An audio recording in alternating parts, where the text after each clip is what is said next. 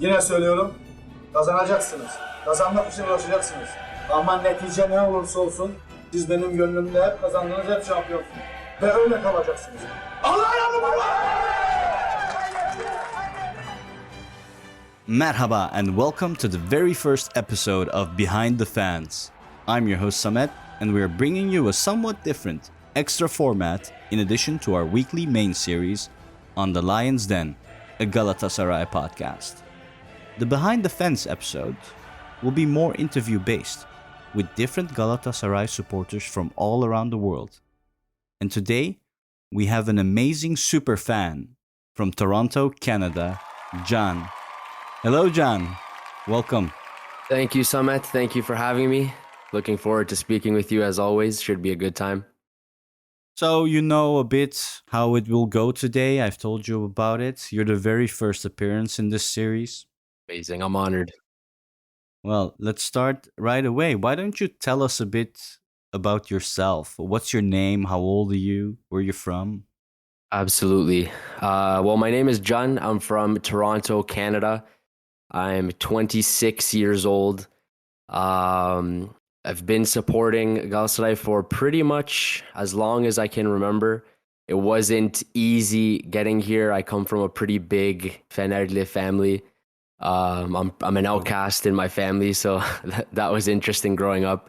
But yeah, I'm a football coach myself. I've been doing that for the last decade of my life. 10 years. I got into it when I was 16. I've been running through it ever since, enjoying it, trying my best, winning trophies, trying to win leagues, doing all I can for the youth. I enjoy it as well. Yeah.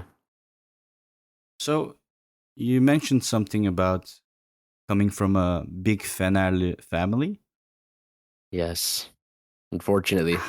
How were you not converted into being a Fenerbahce supporter, but a Galatasaray supporter? Yeah, it's pretty interesting. It was a bit of a difficult journey, but yeah, pretty much all my cousins and everyone supports Fenerbahce. I'm not really sure, to be honest. There was something about it. I wasn't that into it. But basically what happened was so just for everyone listening as well, I'm not from Turkey. I'm from northern Cyprus, the Turkish side of Cyprus. So my nene, my grandmother, she is the only Galatasaray supporter in the family, other than me, of course.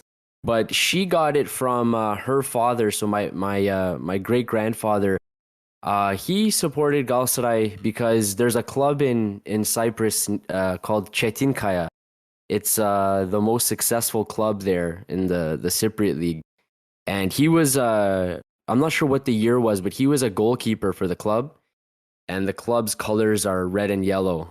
So he kind of took that, and I guess for that reason, he started supporting Galatasaray. And my nene picked that up. Her twin brother, for some reason, didn't. He picked Fenerbahce. I don't know why. So I guess the line in the sand was drawn right there. But basically, when my nene would and my dede would go to Cyprus every year, they'd bring back jerseys for me, and I just sort of took it from there. I don't know what it was, like, even though all my cousins and everything were supporting Fenerbahce, I don't know, there's just something about it. I just gravitated toward Galatasaray a bit more. I think thinking back about it, because I've thought about this so much, I think maybe it just has to do with the players at the time. Like when I was growing up, like I was born in 1996. So when I was old enough to start watching football and stuff like that, I was watching Hakan Şükür and that group. And Hakan was my hero, I guess you could say. I loved watching him play. When I was a kid, pretending I was playing, I would have it in my head like I was him and trying to copy his moves and stuff like that. So it just sort of stuck, but definitely from my nene, I got Galatasaray. That's pretty much how it started. Okay, so on a scale of 1 to 10, how much of a super fan was your nene? Which means grandma, by the way, just for the listeners. Yes. She is, I would say maybe like 8 out of 10, maybe. Not quite fanatical, but she got it, like, it was a thing between her and her dad, you know? She got it from that. And obviously, when your parents are gone, like I don't know yet. I have both of my parents still, thankfully. But of course, one day when parents go, you hold on to certain things from them and certain things, I guess, that remind you of your family members. So it was kind of like that. And thankfully that got passed on to me.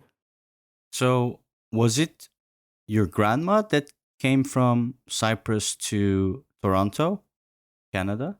Not quite, not initially. So my grandfather, he came to Canada in 1968. I believe he was at the time, I think he was 22 years old. So he said goodbye to his mom and his siblings, and he got on a 2-week boat ride. And he ended up in Eastern Canada. So he got to Canada and he sort of settled in a little town at the time that's called London, Ontario. And pretty humble beginnings, man. Nothing in his pockets, nothing to his name. I started pumping gas in this city, just trying to, build a life. And then after a few years, he went back to Cyprus and he married my nene and brought my nene over. I think maybe 3 or 4 years after he was in Canada. So he brought her over and they built a life together and the dominoes fell and here I am. That's very interesting. Yes. And was your grandpa also a Galatasaray supporter? No, he I guess by default is Fenerli, but he's not that deep into it. He has other interests, but I would assume if you go to Canada on that young age, I guess you have other things on your mind. Yeah, that's right. I'm sure he wasn't focusing on football that much, but from his siblings and stuff like that, I would assume when he was a kid, just by default, he was Fenerli, but yeah, he's not too deep into it. Mm-hmm. Right. That's a very interesting background story, John. Forgot your name for a little bit there. But so in terms of being a Galatasaray supporter, you're a big fan. What does being a Galatasaray supporter for you mean? Like, how do you see that? Yeah, I mean, it's something that I'm very proud of. It's something that I've had since I was a kid. It's come with me through my adulthood. It's gonna remain with me for the rest of my life for sure. There's just a certain passion and a certain respect that you have for the club. We're a club that was founded on certain principles and certain morals, and I'd like to think that as Galatasaray supporters, we hold ourselves to a certain regard, and we have a certain pride. And yeah, it's I don't know, it's a bit of a deep question. I don't want to get maybe to clarify a bit. Like, does it mean, like, being a Galatasaray supporter, does it mean that you have to go to every single match in the stadium in Istanbul? Does it mean you have to watch every single match on TV? Does it mean you have to support Galatasaray by buying their merchandise? How do you see that? Or does it mean critiquing Galatasaray every opportunity you get? Or, like, how do you see that? Yeah, I mean, I don't think that you need to go to every match or wear the jersey every single day, stuff like that. But yeah, it's Galatasaray supporters are loyal. I think that you should be following the club, following the news, and that's not something that's very difficult for Galatasaray supporters either. Like, there's something about it that just connects a person, and most of the times when someone supports the club, that's just sort of by default they're drawn to it and following sort of like that. But yeah, I don't think everyone has to be fanatic every single game, like stuff like this. Just because I'm like that or you're like that doesn't mean other people can be like that. Doesn't mean that other people can't have that same passion and draw towards the club or the colors or the players, whatever it is that draws you. And one thing I learned, and I wrote sort of like an article on medium.com about this. The first time I went to a Galatasaray match, it was a few years ago. I realized something when I was there, and something that I wrote about that I think makes the club so special. And it's that, results in football matter a lot. Of course they do. But when I was there, I realized the reason why these people gather in the stadium and it's so fanatic. And it's because there's a feeling you get when you're all together with friends, family, other fans, all supporting one thing together, you know? There's that love and like that connection that you have with all the supporters, and everyone feels the same thing, even if it's strangers, you know? It could be someone you've never met before in your life, but because you support Galatasaray, you have that connection and you have that bond, you know? And that really opened my eyes, and it made me realize, like, you know, on the good days, those people that are in the stadium or watching at home, wherever they are, they'll be there. On the bad days, they'll be there too. And there's just that bond that the fans have over the club, and And it's special. there's no black or white, Doesn't exist. Doesn't exist, man. only red and yellow. That's it. That's it. And it's the bond that those people share. And I mean, look at you and I, and look at how you and I met. We met over just two strangers on opposite sides of the world, and the bond and the love we have for Galatasaray, that's what brought us together. And it's a beautiful thing, you know? Yeah, exactly. You mentioned something about writing an article on Medium.com. Was this before the game or after the game? Your first game in the stadium in Yeah, Istanbul? it was after. It was after. I was on the plane home, and I was so to be honest, it was a little bit embarrassing. Like, I mentioned this in the little article I wrote as well. It was embarrassing because I was like crying, and I was in just such shock. Like, you know, when you're a kid, when you start supporting the club as a kid, or, you know, not even just for football, it could be anything. And, you know, you have it in your head, like as a kid in school, like imagining like what it would be like to be in the stadium, or watching a match on TV and saying, oh my God, like I wonder what it would be like to be there. I always had that in my head. And then when it actually happened, I was like a deer in headlights. Like, I didn't know how to act. So I remember too, I was standing in the metro, the Taksim metro, and it was empty. Like, I was there was just a few people there. It was a few hours before the match. I was like, what the hell is going on? Like, where is everyone? And then all of a sudden, like, coming down the stairs into the metro, there was like a whole group of people, and they started singing Çocukluk Aşkımsın, and I don't know what happened. I just like froze. Like, I couldn't even speak. Like, I started crying. Like, I was so embarrassed. Like, I was trying to sing and like do all the things I had in my head. Like, in my head, I was like, oh my God, I'm going to sing so loud. I'm going to chant so loud. And like, I couldn't. And like I mentioned in the article so many times that the words were stuck in my throat. And that's literally how it was. Like, I couldn't speak. I was shocked and I was crying. And yeah, it was an emotional experience for me, you know? Do you speak Turkish, John?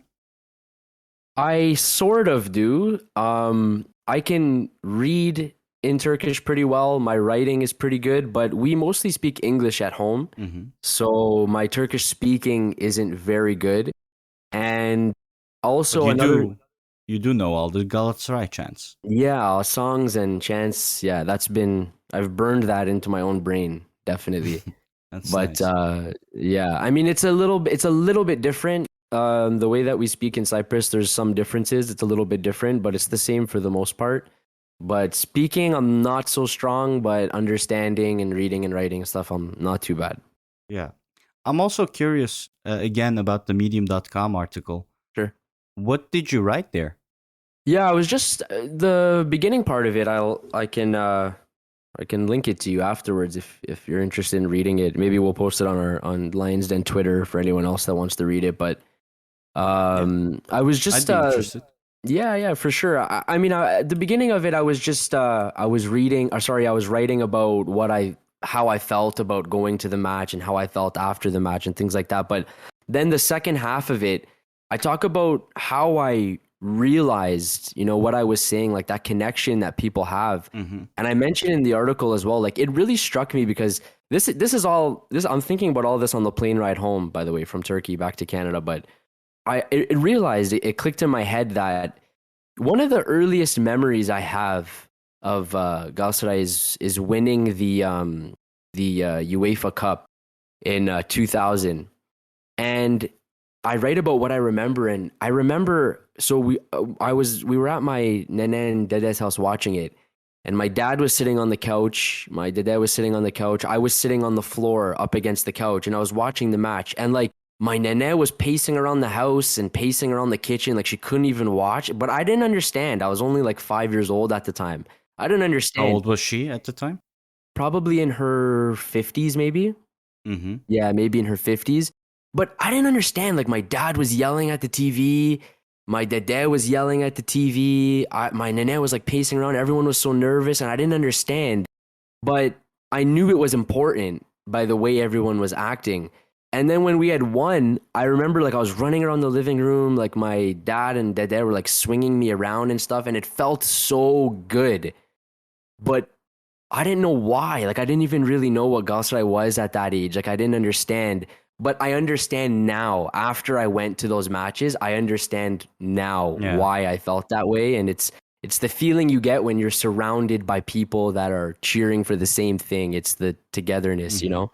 You said your first game you ever went to in Istanbul was in 2019, 3 years ago. Which match was it? Yeah, I believe it was 2019. It was so I went first. I think I was I think I was 22. I'm 26 now. 22 I think I was. But Okay. I went to one league match. It was the Bursa match. We tied 1-1. Erenler Diok scored. That was the first Oh. goal. Yeah, that was the 4 first years goal. ago. Yeah, that was the first goal I witnessed in the stadium. And then the second match was against Schalke in the Champions League. And 0-0 tie that match, but it was an amazing performance by Muslera and Ozan Kabak. So that was nice to see. That was really fun to watch. So, and then I went with you not too long ago, and we saw a couple classics. That was a good time. But yeah, that was my first time being in the stadium. I watched those two matches. Yeah, we had a good run. We had the Beşiktaş 2-0 win, and then the Barcelona game, which was exciting as well. Amazing. Yeah, it was amazing. So, if you could think back to your most favorite memory linked to Galatasaray, what would you say it was? My favorite memory. So definitely what I just explained, that one is up there. Watching that UEFA final when I was just a kid, that's up there. Mm-hmm. And then I would probably say after that, I will never, ever, ever in my life forget this. So when we played against Juventus in the Champions League and Schneider scored that goal in the snow, so initially the match was to be played on whatever the match day was, if it was Tuesday or Wednesday, whatever it was, and then it got canceled and postponed the following day. So when they postponed it, it was rescheduled for 9 a.m. my time in Toronto here. And I had a final exam in school that day. And I just said, you know what, screw it. If they think I'm going to this exam, they're dead ass wrong. So I skipped the final exam. I got a 0 on the final exam, but luckily I still passed the course. Like right on the border, 50%. And I stayed home and watched that match. And yeah, let's just say if I would have went and taken that exam, I would have been really upset leaving and knowing what happened and knowing the score and everything. So yeah, that was scenes, man. Yeah, I remember the game against Juventus indeed. I was actually in Turkey at that time, if I recall correctly. And they postponed it to the next day, and I was in school as well. And we basically skipped class and watched the game. Yeah, it's a very, very known, familiar story. A lot of people have with that game. Yeah. Because it was snowing a lot in Istanbul as well. Very interesting. Yeah. So, would you say you started becoming a super fan in the 2000s when you were 4 or 5 after you saw your grandma going hyped up like that? I would say at that time, between the ages of 4 to 6, I was like intrigued. I would say I was very intrigued. And the thing is there were a lot of challenges in Canada, like trying to watch Galatasaray matches and things like that. Like obviously stuff like that, it wasn't broadcasted in Canada. My nene and dad at the time, they didn't have like Turkish TV or anything like that. So it was a struggle. The rare times they would come on TV, I would always watch. Like just a random memory I have. I remember once on the TV we had on some sports channel, they were showing Galatasaray versus Porto, and I was like glued to the TV watching that. But when I became a super fan, I would say I became a super fan maybe around like 2008, maybe. I really, really started getting into it, like following like every single piece of news and everything there is about it. Before I was just kind of I was interested. I was there, I supported Galatasaray, things like that. But when I was about maybe 12 or 13, it really took off and I really started going crazy with it. 2008, was that with Lincoln and Arda Turan really doing well, if I recall correctly? Yeah, around that time when those guys were Nonda. playing. Yeah, when those guys were playing and they really got going, that's when I was really getting into it as well. Yeah, I think we had the purple jerseys back then as well. And you really became involved at that time, or you mentioned a bit later?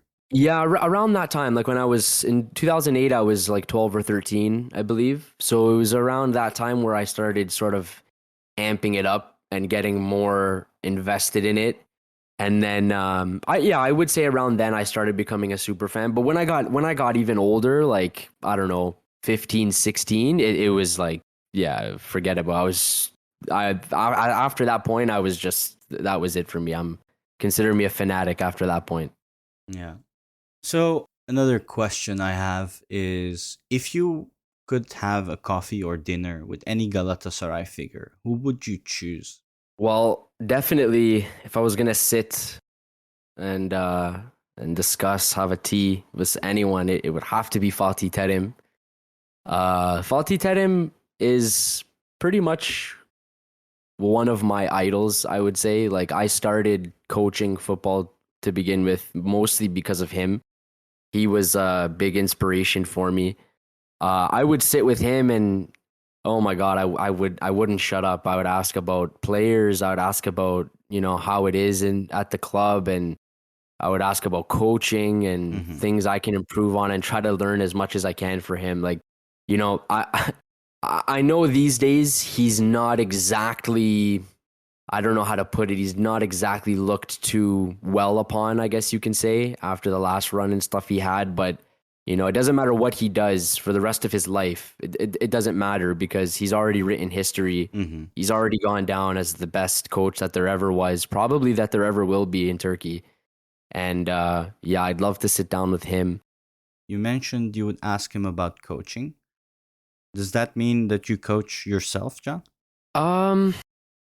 Pretty much. I mean, I started when I was 16. Like, I played a little bit when I was a kid, so I have there's that foundation when you play, that you sort of understand the game and stuff like that. I have that foundation, but when it comes to position did you start in?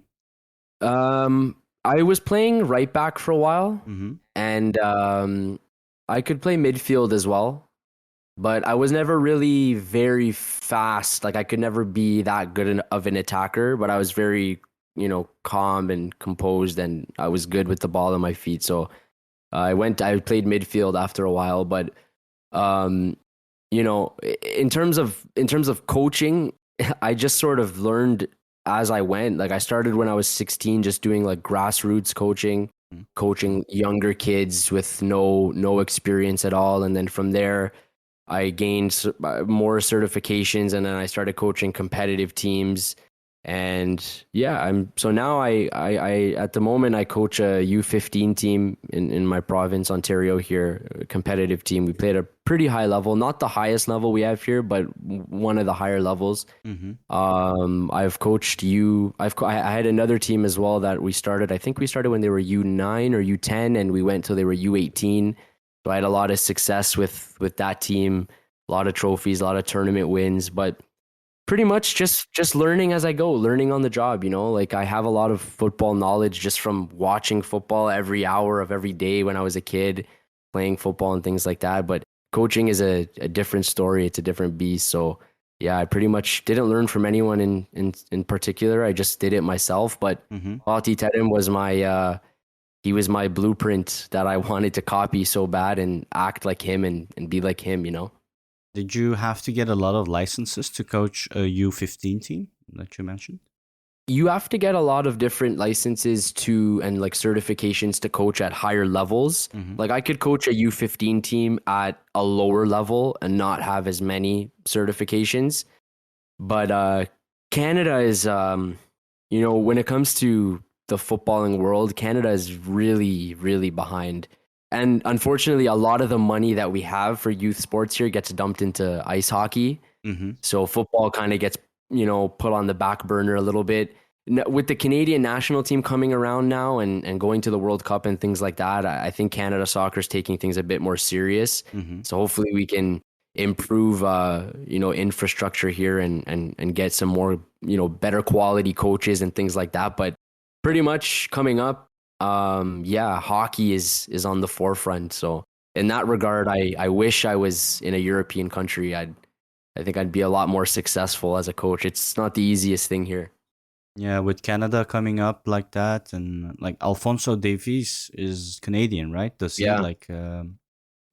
promote football in Canada as well? Yeah. He's he's the guy now that the kids are, look up to. And just like when I was a kid, when I was a kid, there was no Canadian players. So when I was running around at recess playing and stuff, I was saying I'm Hakan Şükür. The kids now are saying I'm Alfonso Davies, Kyle Lauren, all of these guys. So when I was a kid, I never had that. And, I think another sort of big problem, an idea that I had, like thinking about this, such a big problem in Canada, I think is, so Canada is a really, really multicultural place, really multicultural, and that's fantastic. But you have these kids, that have like Italian, Portuguese, Turkish backgrounds. And like, I was just thinking to myself, imagine if I was a kid and somebody asked me, if I was going pro and someone said, well, do you want to represent the Canadian national team or the Turkish national team? I'd probably say, Canada who? Who is that? Get me on a plane, get me over to Turkey right now. I want to support Turkey, And I think that's such a problem. We have so much talent that choose to represent like Portugal and other countries and things like that. But hopefully now with the national team going and getting some excitement and stuff, hopefully that culture here changes, Don't you think that changed already? I mean, if you look at Europe, we have Holland, Germany, Belgium, lots of Turkish migrant people. And, well, Mesut Özil, for example, broke that border and chose the German national team. Isn't it on that level yet in Canada? Or I would say it's getting there. I wouldn't say it's on that level quite yet. Like I think players, they like I can't really blame players too much. As a player, you want the best opportunity for yourself. So if someone asks you if you're going to represent Canada or represent, let's just say, I don't know, Germany. I mean, come on, let's face it. The footballing opportunities playing in Germany, representing Germany, they're a lot greater than Canada, right? But it's also situation specific, right? Yeah, I mean, for sure. On my position, do I have better players? Will I get the play time? I think that's a lot of things that are being outweighed when choosing as well. Yeah. And hopefully it's a slow, burn and slow improvement in Canada now that we have all these players, and hopefully Canadian players will sort of make that adjustment and they'll strive to play for our national team and not another national team, right? Yeah. So it's a good period now for Canada soccer. Hopefully it keeps going forward, Yeah. In terms of coaching, John, you mentioned you coached U10 until U15, so you've seen kids growing up from a certain age to a certain point. How is the infrastructure in Canada? Is it very good? I mean, even though not a lot of money is pumped in, like how are the fields? How are the facilities? How are the links that actual potential footballers? How are the things that they get, like with school and their football? Like, could you tell us a bit more about that? Yeah, so in Canada, it's very unfortunate to say, but in terms of football and youth football, it all revolves around money. Unfortunately, if you don't pay the money, if you don't pay the fees, then you probably won't play for a very good club or very good academy. Is it expensive? Yeah, it's very expensive. It's very expensive. It all revolves around money here. Total opposite from Europe, where you probably have like 30 clubs in the one city that you're from, right? What should I think? Like, let's say I have a kid, he's 10 years old. I want to sign him up with a team. How much do I have to pay for a season? So With tuition, right? it's like, yeah, I mean, it's like the fees associated with playing for the club. So the academies here, for example, they're all for profit, you know? So if even if you're 10, the academies will charge you like per year to play. So you might be looking at maybe $3,000 a year to play in the academy. Wow. Yeah. So if you're older, and you're playing for like a top academy here, you can look at no problem like $6, $7, $8,000 a year to play. Oh, wow. Yeah. That's so different. Yeah. I mean, in Europe, it doesn't need to cost you that much. Yeah. Yeah. And it's like, I mean, think about it. My next door neighbor could be the next Messi, but no one would have any idea because his parents can't afford to pay $7,000 a year for him to play. So, would you say football is a luxury sport in Canada? I would say it's a luxury in Canada to play at a high level, because if you can't pay, you will not play at a high level, Mm-hmm. and that's one of the biggest restraints that we have in Canada. Um, yeah, and I mean how it's structured is that, so just now the people listening, they probably don't even know this, but we actually have our professional league in Canada now. It's called the CPL, the Canadian Premier League. Mm-hmm. So the pathway to that, right? So when you're a kid, there's something we have here called the OPDL, and the OPDL is like the elite league for youth soccer here, and that costs, I don't even know how much money. That's the absolute highest level you could play at, and then from there, those players filter in to a league when they get older called League One. It's like a semi-professional league. Mm-hmm. And then the players in League One can go to the CPL, which is the pro league. But like I said, if you don't have the money, you probably won't get there. So, shouldn't they receive money? Well, where do they start receiving money? I guess not in the OPDL, as you mentioned, but in League One, do they start getting some money for their effort? Maybe some players get paid there. Like it's a semi-pro league, so I'm not sure. Maybe they get paid a little bit. Mm-hmm. But you also have some players that choose to go like a university route. You know, like some players might go to university in the States or Canada and try to go that route. That's sort of a side path as well. But yeah, So you have soccer teams of universities, yeah, you have university teams as well, and some players and they play in which league? They play in like a league that's just where like universities play other universities and stuff like that. Separate from the OPDL, I guess. Separate, yeah. Mm-hmm. So yeah, and I mean, in terms of other things like fields and stuff, we don't really struggle that much for fields and stuff like that. But the problem is that we're indoors for like 8 out of the 12 months of the year because it's too cold.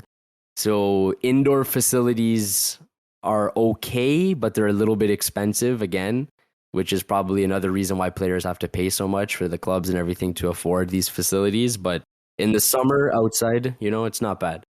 I guess since they have to pay such a high tuition fee, at least the facilities are in order and they play on with good equipment. Yeah. So just to get back on the OPDL, short for Ontario Player Development League. Yes. Does each region have its own OPDL, or is this like all of Canada? No, right? The OPDL is all of Ontario, the province of Ontario. Mm-hmm. So you have teams, all over the province, and they compete in this league. And that's the highest level. And it's sort of assumed that the best players in that league will go to the next phase, which is League One. Mm-hmm. And those League One players will then be filtered into the Canadian Premier League. So that's their hope, at least. And are there many examples where, I don't know, from OPDL to League One, from League One straight to Europe, or do they go from League One? Yeah, I mean, this is fairly new. Like OPDL, League One, and Canada Premier League, they're only maybe 4 or 5 years old now. So there's not really many examples of someone going from like League One straight to Europe or anything like that. But they're building. It's not too bad. Like the Canadian Premier League is getting better and it's improving its quality and stuff like that. So maybe in another few years we'll see a couple examples. But right now, nothing really that sticks out. You know. Yeah. So a bit back on your coaching. If you would want to coach the national team, I don't know, U17, U18, seniors. What are the possibilities there for you, especially? Like, do you have any ambitions like that? Well, it would be a long road. Like I would have to get a pro license, which is very difficult and expensive as well to get that. But you know, if the opportunity came and I wanted to pursue that pro license, and you know, if I wanted to take that next level, I would absolutely. I'd love to do that. It's very difficult in this country to do, but you know, I'm sort of just focusing on the youth teams, and that's really my passion, you know, like developing young players and sort of, you know, younger teams and things like that. That's what I enjoy doing the most. So for now, I'm good doing that. I love developing players. Who knows? But You might develop the next Alphonso Davies. it's absolutely possible. Yeah. I'm trying my best. I'll keep you posted if that happens.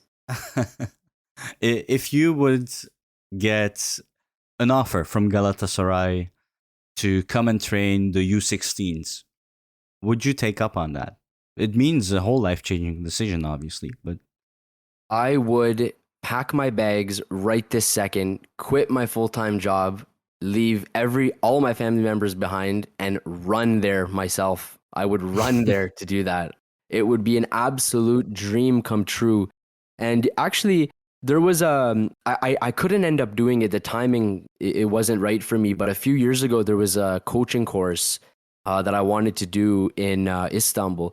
And at the end of the course, you were going to be what's the word? Not analyzed. Like they were going to watch you hold a training session with the U12 Galatasaray youth team. And when I read that, I was like, oh my God, I have to go do it. But I couldn't go. Yeah, I couldn't go. The timing didn't work out. But I keep my eye open for that. The next time they have that, I'm going to try my best to go, because even though it's just for a course and just being on the pitch and me being in charge of one of the Galatasaray youth teams, like, see, that's the problem with me, man. I don't want to start crying while I'm coaching. That'd be like a dream come true, you know? yeah. No, that's well, I hope one day you'll get to your ambitions. I think we can move to the second segment. It's called Quick Rounds. Okay. So I'm going to give you two options and you have to pick one. Okay. And we'll start now, and it'll be quick, so you don't get to think a lot. All right. Here we go. The first one. Georgie Hagi or Wesley Sneijder? Hagi. Hakan Şükür or Mario Jardel? Hakan. Fernando Regues or Felipe Melo? Felipe Melo. Cypriot kitchen, Turkish kitchen, or Canadian kitchen? Cypriot kitchen all day, every day of the week. Oh, is it so different than Turkish kitchen? It's not so different, but there is a little, you know, few differences, because some things have that little Greek influence and it spices it up a little bit, you know? More seafood and stuff? Stuff like that, yeah. Yeah, it's like Ege, Izmir side on Turkey. Yeah, aynen. All right. Tafarel or Muslera? Muslera. All right. Worst player of Galatasaray? Currently or ever? No. Immediately. You have, without thinking too much. Come on. Worst player ever. First one that pops up. Oh, that's a hard question. I don't know. Pass. I'll come back to that one. Okay. Best coach of Galatasaray. Fatih Terim. All right. And then let's end off on the worst player. I really don't know. I'm not sure who the worst player ever is. Who do you think it is? You can name a whole lot. Mustafa Sarp, Lucas Ontivero, Pino. I'm gonna go with Veysel Sarı, I think. I don't know if you remember him. Yeah, or Tarık Çamdal. I'll go with Tarık Çamdal. That's a good one. Yeah, I'll go with Tarık Çamdal. For its price, definitely. Yeah. That makes me sick to my stomach, actually. Yeah. Now, also, we're planning to do a leaderboard, which means that there's a quiz attached to it. Okay. So I prepared a quiz for all our guests coming on to Behind the Fans. Okay, now the pressure's on. And now, indeed, the pressure's on because this is going to be marked on our leaderboard forever. And it'll Right. show how much of a Galatasaray fan you actually All are. right. I'm ready. So I'll just start the jingle for the quiz time. And here we go. Question 1. Fairly easy one. Should be able to get it. In what year was Galatasaray founded? And it's multiple choice, but Okay. if you want to go for it, go for it. In the year 1905. All right.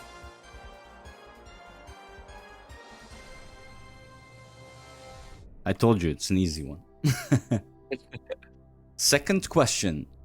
How many times has Galatasaray won the Turkish Super League? We have won the Super League 22 times.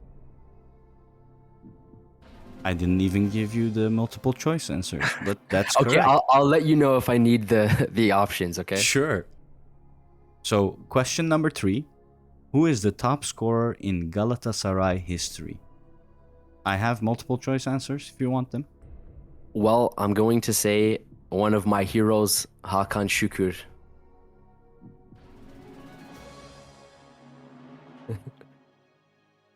That's on the dime. Question number 4. It's going to get harder and harder, by the way. Okay, all right. I think you're going to need the multiple choice answers here. Okay. Question 4. Which team has Galatasaray never won against in a full 90-minute match? All of history, 1905 to 2022. Barcelona, Juventus, Arsenal, or Real Madrid? Okay, I think I know, but let me just... So it can't be Real Madrid. The first one you said was Barcelona? Yeah. I don't think it's Barcelona. And what were the other ones again?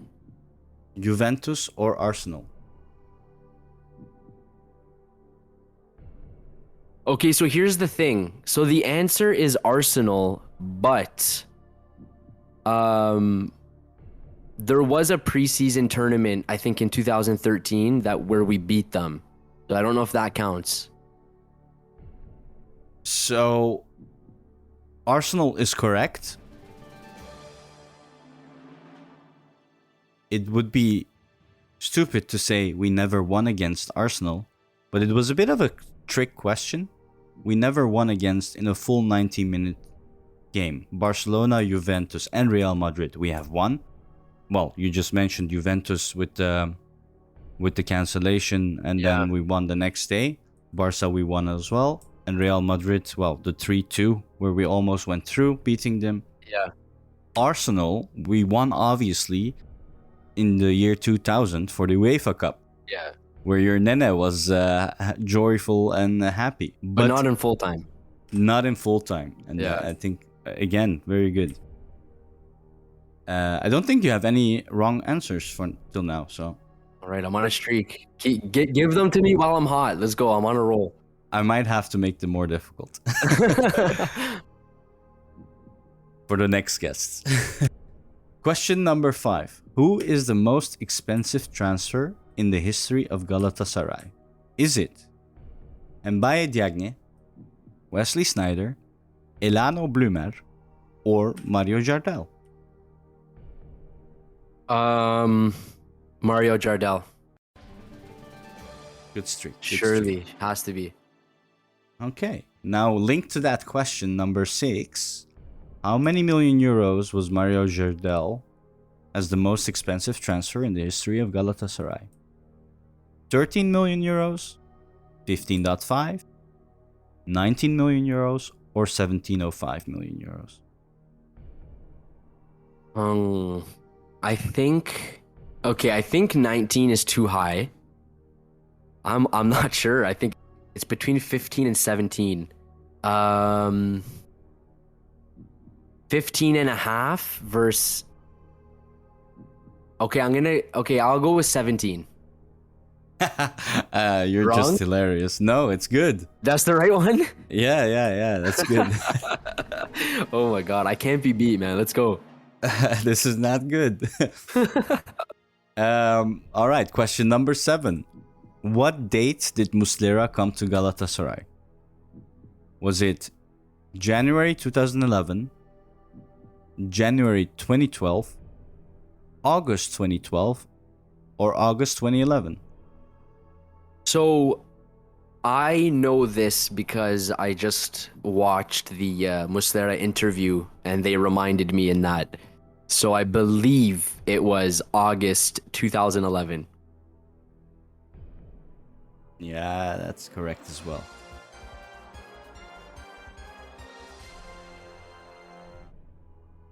And question number 8. Who was the captain of Galatasaray in the year 2000 when your nene was screaming? And the year that we won the UEFA Cup? Bülent Korkmaz. Legend. Well done. Absolute legend. We will never forget. Absolute warrior, that guy, man. Question number 9. In which city, this one is an open question. In which city did Galatasaray win the 2000 UEFA Cup championship? Copenhagen. Denmark. This is too easy for you. Name the players that were known as bum in the 2010 season of Galatasaray as question number 10. B. Barış. A. Ayhan. M. Mustafa. I don't know if I should count. I want the full names. Okay. Ayhan Akman. Yeah. Mustafa Sarp. Barış. Damn, what was Barış's last name? No cheating. Barış.